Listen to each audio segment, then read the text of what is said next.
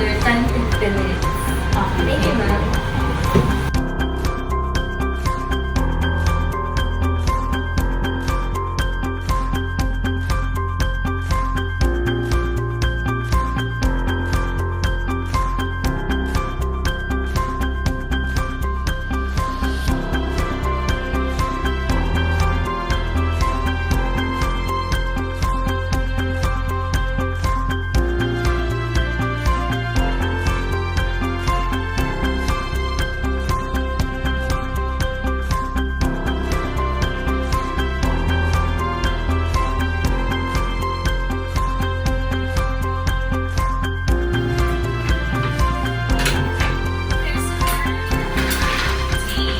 Enjoy your meal. Thanks.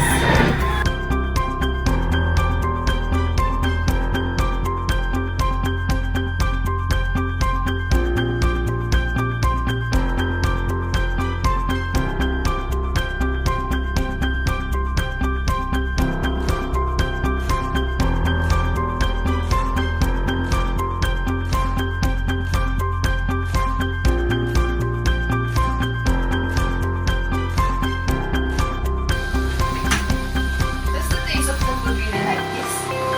Tastes a bit different from the traditional adobo. Excuse me, miss. Yes, ma'am. We would like to raise our concerns about our food. The food doesn't taste like the traditional adobo that we eat. Also, your service is too slow than we expected. I'm really sorry to hear that, ma'am, that we don't meet your expectation. Let me raise your concern to our manager about your experiences.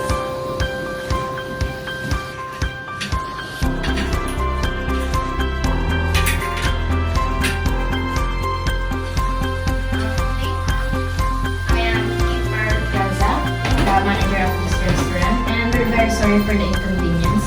Could you tell me more about what specifically felt slow with our service, and how can we improve your dish? Well, we waited quite a while for our dish, hoping for more authentic flavor or more authentic taste for our dish. The dish doesn't taste like the traditional adobo that we used to eat before.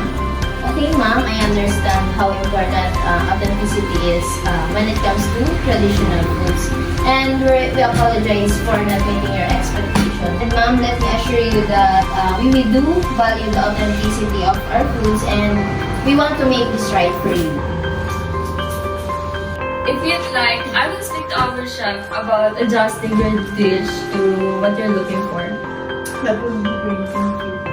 We appreciate your willingness to help. Okay, thank you for your understanding, ma'am, and we'll ensure that your dish is prepared according to your like. Thank you, ma'am. Your new dish will be served for about 10 to 15 minutes. I'll be back shortly with your new dish.